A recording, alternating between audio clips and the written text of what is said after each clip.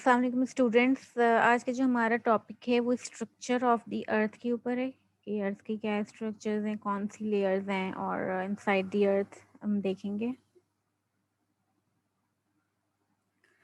तो ये अर्थ का एक कॉम्पोजिशनल स्ट्रक्चर है, ठीक है।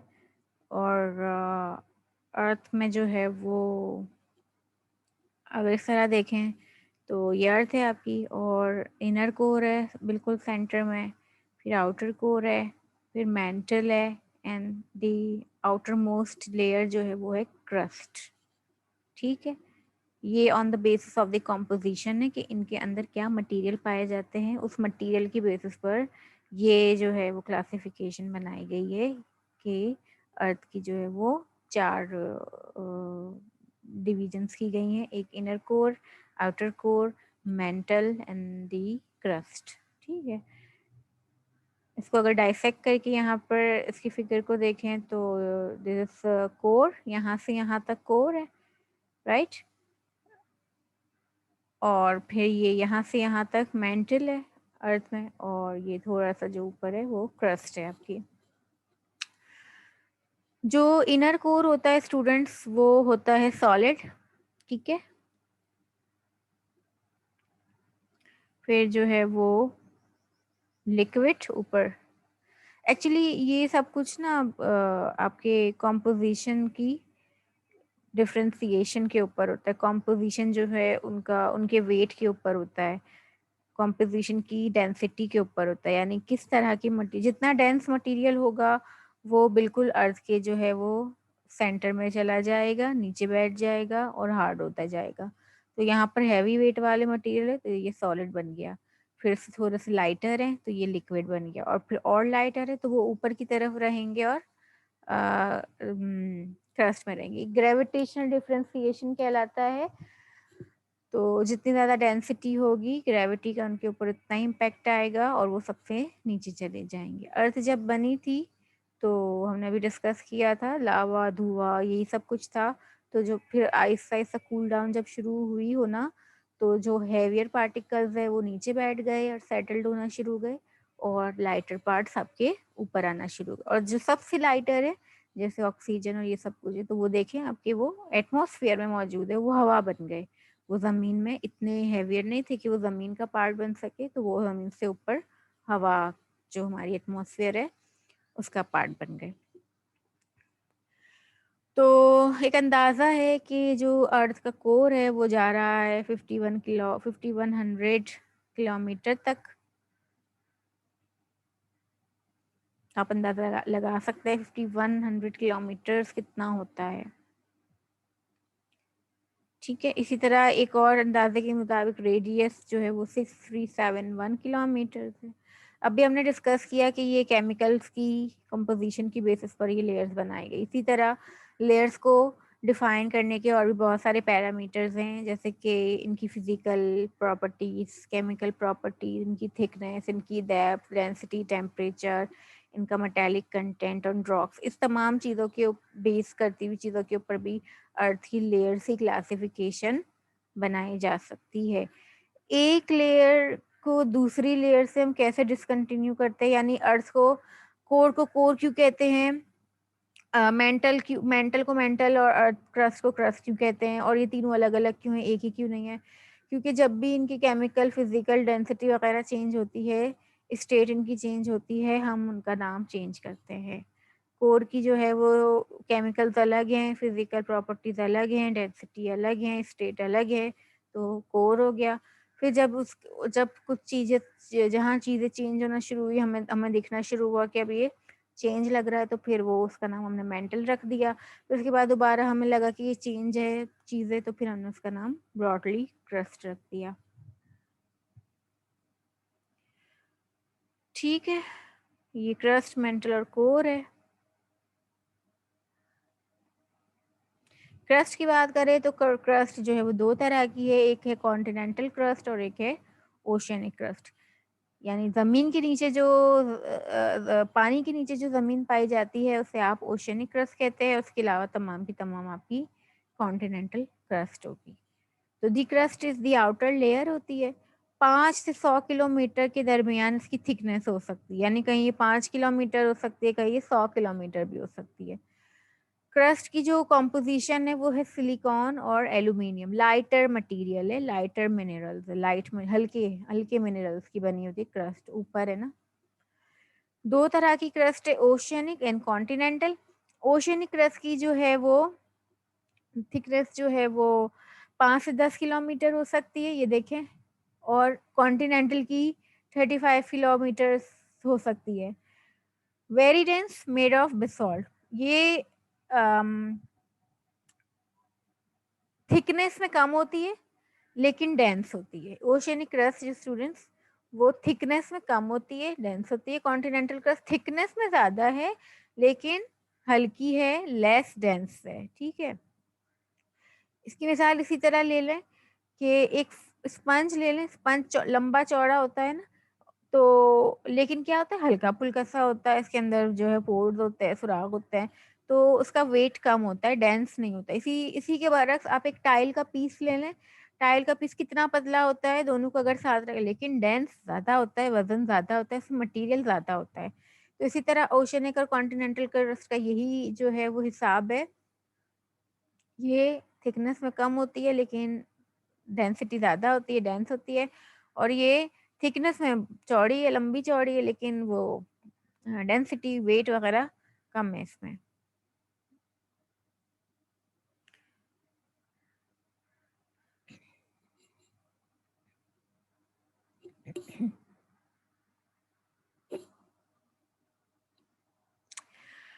अच्छा ये एक मिनट, ये ओशनिक क्रस्ट बेसॉल्ट की बनी होती है और कॉन्टिनेंटल क्रस्ट ग्रेनाइट की बनी होती है, ठीक है। अब इसको देख लेते हैं, differences between basalt and granite. ठीक है, इनके बहुत सारी सिमिलैरिटीज भी हैं लेकिन डिफरेंसेस भी बहुत सारे हैं, हम डिफरेंसेस को डिस्कस कर लेते हैं। बेसॉल्ट जो है वो वॉल्केनिक होता है और एक्सट्रूसिव होता है। वॉल्केनिक और प्लूटोनिक तो आपको पता ही होगा स्टूडेंट्स। वॉल्केनिक वो रॉक्स होती हैं, वॉल्केनिक वो रॉक्स होती हैं जो कि ज़मीन से बाहर आकर लावा जो ठंडा होता है और जो रॉक बनती है वो वॉल्केनिक कहलाती हैं। वॉल्केनिक या एक्सट्रूसिव, ठीक है, तो उसमें बेसॉल्ट होता है। और ग्रेनाइट प्लूटोनिक होती है वो रॉक, वो इग्नियस रॉक जो ज़मीन के अंदर बन रही हो, ज़मीन के अंदर ठंडी हो रही हो, वो इंट्रूसिव कहलाती है और उसमें होता है ग्रेनाइट। बेसॉल्ट जो है वो होता है मेफिक और जो ग्रेनाइट है वो होता है फेल्सिक। मेफिक का मतलब ये है कि बेसिक होता है इन नेचर, और ग्रेनाइट जो है वो थोड़ा एसिडिक होता है इन नेचर। ये रॉक्स हैं, बेसॉल्ट और ग्रेनाइट स्टूडेंट्स जो हैं ये रॉक रॉक है। बेसॉल्ट जो है वो अर्थ पर और दूसरे सोलर सिस्टम में जैसे मून और मार्स है उन पर कॉमन है, जबकि ग्रेनाइट सिर्फ अर्थ पर पाई जाती है। बेसॉल्ट जो है वो थोड़े ही दिनों में बन जाती है क्योंकि वॉल्केनिक है ना, बाहर आ जाती है, फौरन बन जाती है, फौरन ठंडी हो जाती है। जबकि ग्रेनाइट जो है स्टूडेंट्स, चूंकि वो ज़मीन के अंदर बन रही होती है तो वो मिलियन ऑफ ईयर्स उनको दरकार होते हैं बनने के लिए, कूल होने के लिए और हार्डन होने के लिए। ये जब हम रॉक साइकिल को डिस्कस करेंगे तो ये आपको ज़्यादा अच्छे से समझ आएगा कि बेसॉल्ट क्या है और ग्रेनाइट क्या है, प्लूटोनिक क्या है और वॉल्केनिक क्या है। अगर आपने जियोलॉजी ठीक से पढ़ी हुई है वैसे तो आपको ये पता होगा, ठीक है। बेसॉल्ट जो है वो ओशनिक क्रस्ट में पाया जाता है, ठीक है, और जो ग्रेनाइट है वो कॉन्टिनेंटल क्रस्ट में पाया जाता है। मेफिक, मेफिक कौन सी थी, मेफिक वर्ड बेसॉल्ट। मेफिक और फेल्सिक में क्या डिफरेंसेस है। मेफिक वाली जो रॉक्स हैं वो उनकी कॉम्पोजिशन में आयरन बहुत होता है और मैग्नीशियम। देखिए Ma means magnesium and Fe ferrum, ferrum iron को कहते हैं। इनका कलर जो है डार्क होता है, ठीक है। और एग्जाम्पल में इनकी रॉक्स की एग्जाम्पल है गैब्रो, डोलेराइट और बेसॉल्ट, ये रॉक्स के नाम है।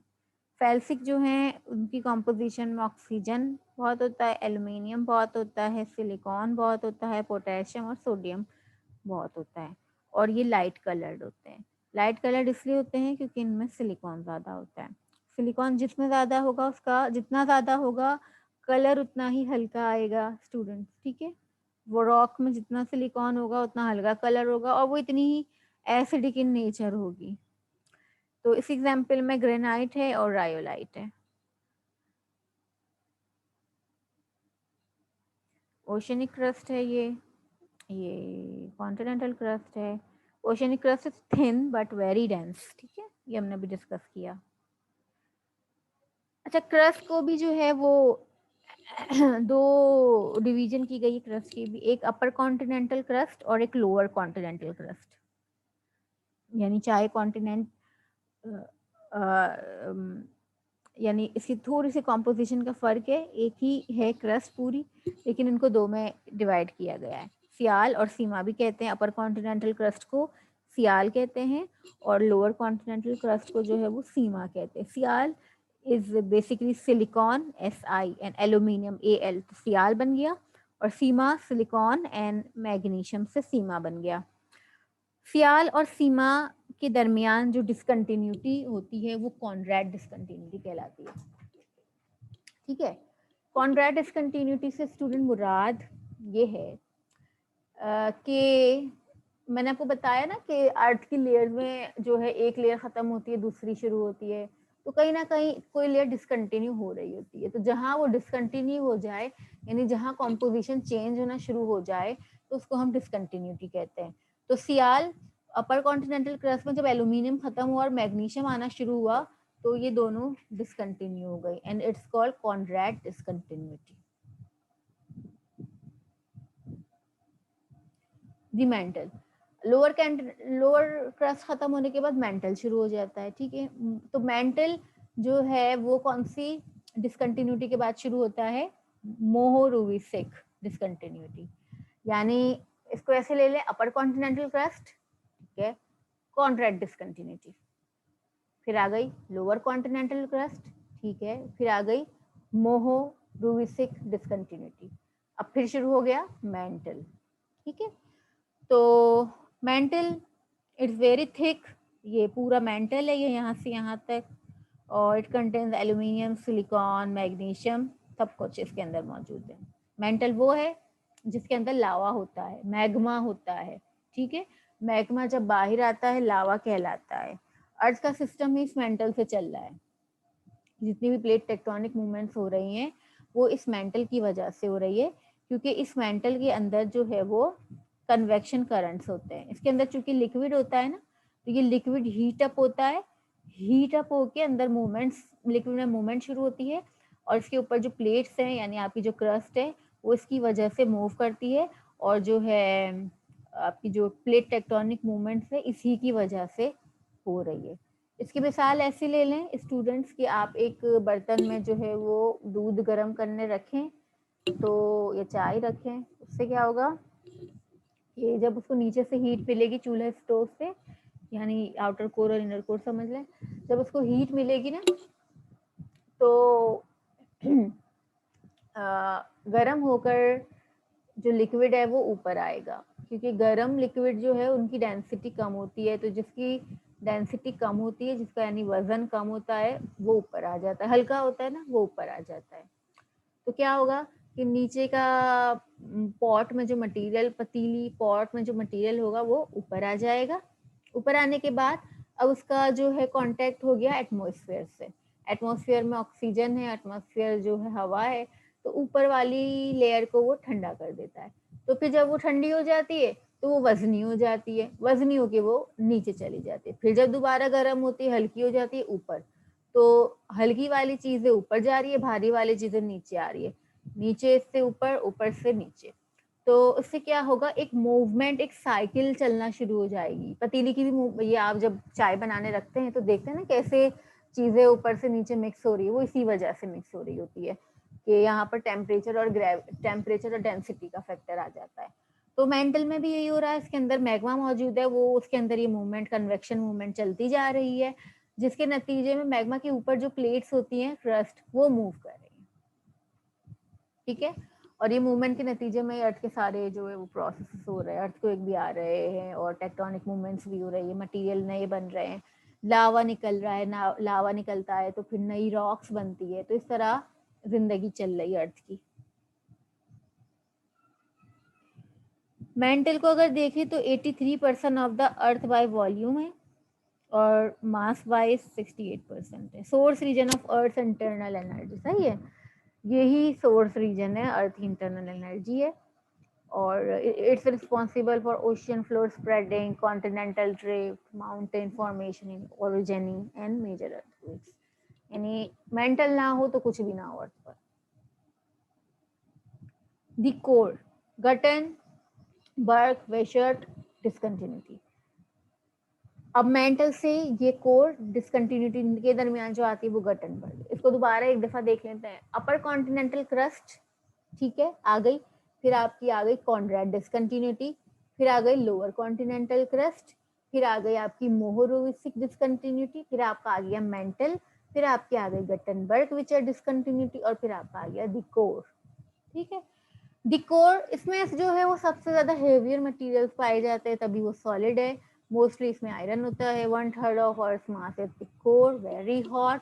इनर कोर तो सॉलिड का है पूरा ही।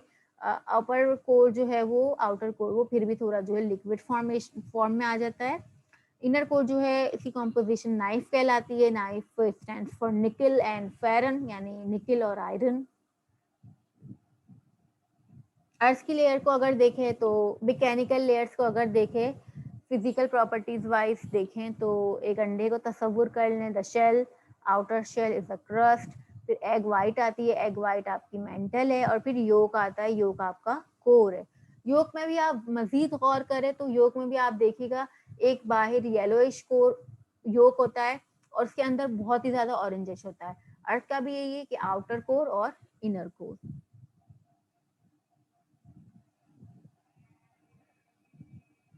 बिल्कुल बिल्कुल इसी तरह अर्थ हमारी, ये जो अर्थ के जो शेल देख रहे हैं ना आप, अंडे का शेल, ये क्रस्ट है, कैसे ब्रिटल है, कैसे टूटने वाला है, भुरभुरा है, चटक सकता है, तो क्रस्ट भी ऐसी है।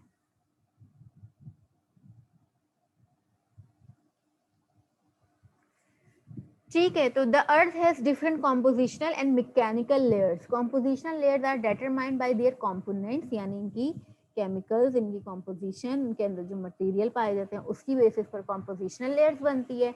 कॉम्पोजिशन लेयर्स हमारी कौन कौन सी थी? क्रस्ट, मेंटल और कोर, बस। while mechanical layers are determined by their physical properties। Mechanical layer में इसका फिजिकल अपीयरेंस देखते हैं, स्ट्रक्चर देखते हैं। अब हम केमिकल नहीं देखते, अब हमें देखते हैं ये दिखने में कैसी है, उसकी बेसिस पर हमने एक और जो है वो अर्थ की लेयर की क्लासिफिकेशन बनाई है, and it's called mechanical layers.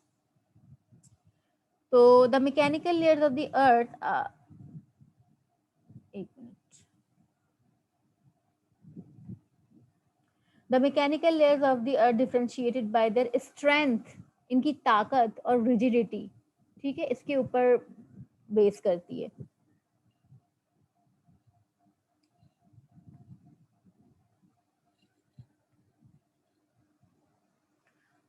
तो क्या है अर्थ की लेयर? मैकेनिकल फिजिकल प्रॉपर्टीज की बेसिस पर अब ये कहलाएंगी lithosphere, asthenosphere, mesosphere, outer core और इनर कोर। लिथोस्फीयर क्या है? Rigid outer layer, crust and part of the mantle, cool, brittle, rigid. ठीक है, इसकी क्या है स्पेसिफिकेशंस? कि लिथोस्फीयर ठंडा है, कूल है, आप चल रहे हैं ना जमीन पर, ये लिथोस्फीयर है। कूल है, ब्रिटल है, टूट फूटने जैसा है, रिजिड है, सख्त है। ठीक है, जैसे अंडे के छिलका है ना, समझे, इस तरह है। तो लिथोस्फीयर बेसिकली किस पर बना है? क्रस्ट पर, और कुछ पार्ट मेंटल का। ये देखें, ये कॉम्पोजिशनल लेयर्स हैं, कोर, मेंटल और क्रस्ट। और ये mechanical layer, lithosphere, asthenosphere, mesosphere, outer core और इनर कोर। अब ये जो लिथोस्फीयर है ना, वो स्टूडेंट, ये क्रस्ट पूरी, थोड़ा सा पार्ट ऑफ द मेंटल, ये लिथोस्फीयर कहलाता है।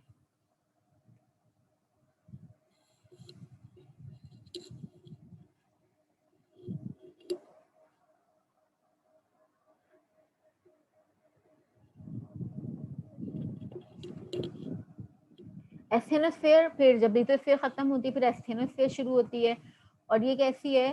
Solid rock that flow slowly found below lithosphere like frosting part of the mantle और हॉट वीक प्लास्टिक। ये फिर जो है एस्थेनोस्फेयर जो है upper part of the mantle आ जाता है। मेंटल ये ना आपका, इसका ऊपर का हिस्सा जो प्लास्टिक जैसा है, यानी न सॉलिड है ना बहुत ज्यादा लिक्विड है, बल्कि एक मोल्टन प्लास्टिक जैसा इसका कुछ स्ट्रक्चर आ जाता है। एस्थेनोस्फेयर के ऊपर ही आपकी लिथोस्फेरिक प्लेट्स जो है वो तैर रही हैं। फिर उसके बाद मीजोस्फीयर है, मिडिल लेयर है पार्ट ऑफ द मेंटल, ये थोड़ा रिजिड होता है। ये जो मीजोस्फीयर है, मेंटल का नीचे का सारा पार्ट, मिडिल और नीचे का पूरा, यह मीजोस्फीयर कहलाता है। ये इससे कंपैरेटिवली थोड़ा हार्ड होता है। फिर उसके बाद आउटर कोर आता है, लिक्विड है लेयर है, और फिर इनर कोर आता है सॉलिड। यानी ये फिजिकल स्टेटस है इनका, फिजिकल अपीयरेंस की बेसिस पर हमने ये वाली लेयर्स बनाई, और केमिकल की बेसिस पर हमने वो ये वाली बनाई। ये केमिकल की बेसिस पर है और ये फिजिकल प्रॉपर्टीज की बेसिस पर है।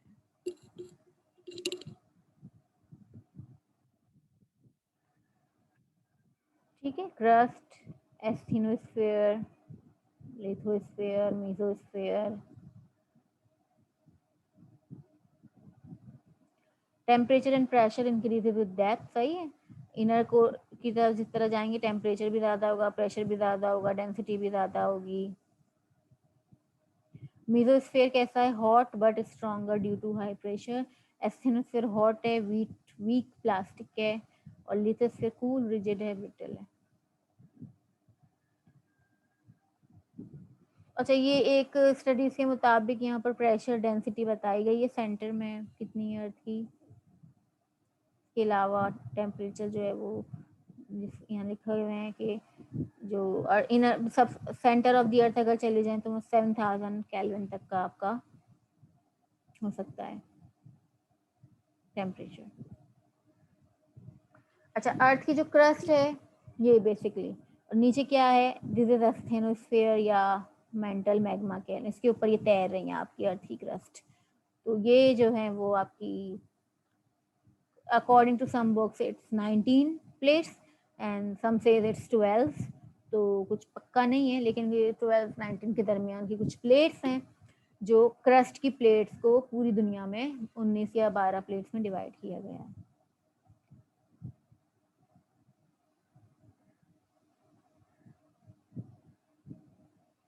ठीक है, तो ये आपकी वो प्लेट्स हैं सारी अर्थ की क्रस्ट की, ये आपकी दुनिया है इसी के ऊपर मौजूद है।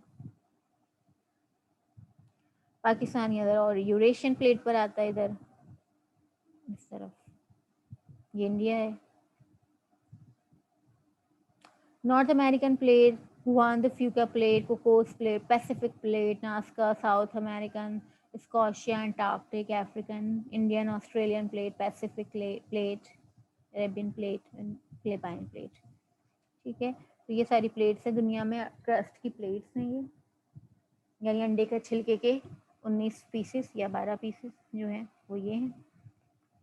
मेजर प्लेट्स ये बड़ी वाली ये है मेजर, ये प्लेट्स है। माइनर प्लेट्स ये छोटी वाली हैं, Philippine, Arabian, Caribbean, Cocos, Juan de Fuca और Scotia plate are minor plates, and these are the Pacific, Nazca, South American, African, Eurasian, North American, Indian, Antarctic and Pacific are the major plates.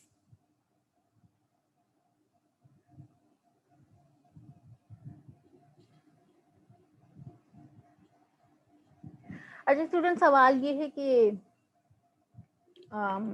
कैसे, how do you know, जब you cannot go to the center of the earth, you cannot, then how do you know that the depth of the radius, the depth of the center of the earth is this, and the temperature is this, and the pressure is that, and the composition is this and that, कि भाई हमें कैसे पता कि inner core में निकल है और फेरम है, और हमें कैसे पता कि मेंटल में तक हम जा ही नहीं सकते, हमें कैसे पता कि इज डेट वीक और हार्ड और ब्रिटल, और उसके अंदर कौन कौन से फेरम भी है या सिलिकॉन है, कैसे पता? How do we know? तो ये मुझे आप बताएं स्टूडेंट्स प्लीज, किस तरह आपको पता चलेगा कि ये सब कुछ है। So submit me an assignment containing the answer of my question. Okay, how do we know what's inside the earth? How we are sure about this? ये आप मुझे ज़रा एक पेज पे लिख के ये मुझे सेंड करें व्हाट्सएप ग्रुप पे, बताएं सबका इंडिविजुअल आंसर आए मेरे पास एक पेज का कि किस तरह आपको पता चलता है कि क्या क्या क्या क्या है ज़मीन के नीचे, जबकि आप तो जा ही नहीं सकते। तो ऐसा क्या तरीक़ाकार है कि आपने ये पता लगाया, right? Thank you very much.